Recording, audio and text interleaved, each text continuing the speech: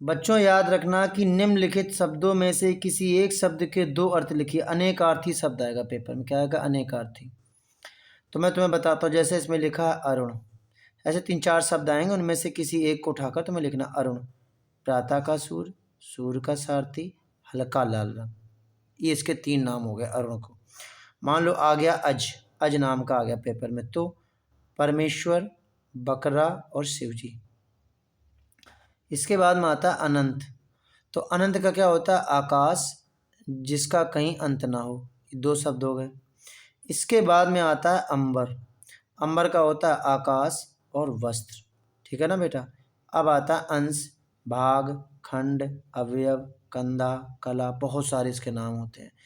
इसी प्रकार से बहुत सारे शब्द होते हैं। अब मैं तुम्हें एक एक करके बताता हूँ, ध्यान से देखते रहना। जैसे इसमें आ गया अक्षर का, अंतर का, अमृत का, अनल का, अनिल का, है ना। इतने सारे हो गए। इसके बाद अगर हम और तुम्हें दिखाएं, इधर पे हम इधर जैसे आ जाओ, मैं इंपॉर्टेंट बताता हूँ। जैसे मान लो लिखा है कल, कवि, ये लिखा है कल, कवि। फिर इसके बाद में आ गया कनक, फिर आ गया कुल, फिर आ गया कृष्ण। कृष्ण के बाद में अगर हम बात करते हैं, इसमें जैसे आ गया कंचन, फिर आ गया ग्रहण, फिर आ गया गुरु, कंचन गुरु आ गया। इसके बाद में अगर हम बात करें बेटा, जैसे इसमें आ गया गौ, घट, घन।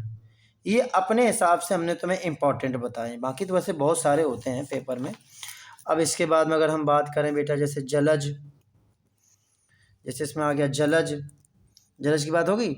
जलज के बाद में अगर हम इसकी बात करें, जैसे नग, फिर आ गया नाग। इतने सारे होते हैं। और इसमें एक और छूट गया है बेटा, जैसे इसको हम कहते हैं, कहाँ गया दिख नहीं रहा, दंड। जैसे आ गया दंड का, है ना, दंड का भी होता है। जैसे इसमें आ गया नदी, नदी का आ गया, है ना, नदी का हो गया। अब जैसे मान लो इसमें इतने बहुत सारे हैं, तो अब इसके लिखने का तरीका क्या है? लिखने का तरीका, लिखने का तरीका मान लो कोई को भी एक को उठा लो। मान लो हमने ले लिया नग, किसको ले लिया? नग को ले लिया। किसको ले लिया? नग को। तो नग का क्या होता है? यहाँ पर ऐसे लिखेंगे नगीना, क्या क्या, नगीना, फिर कामा, नगीना के बाद में लिख देना ऐसे रत्न।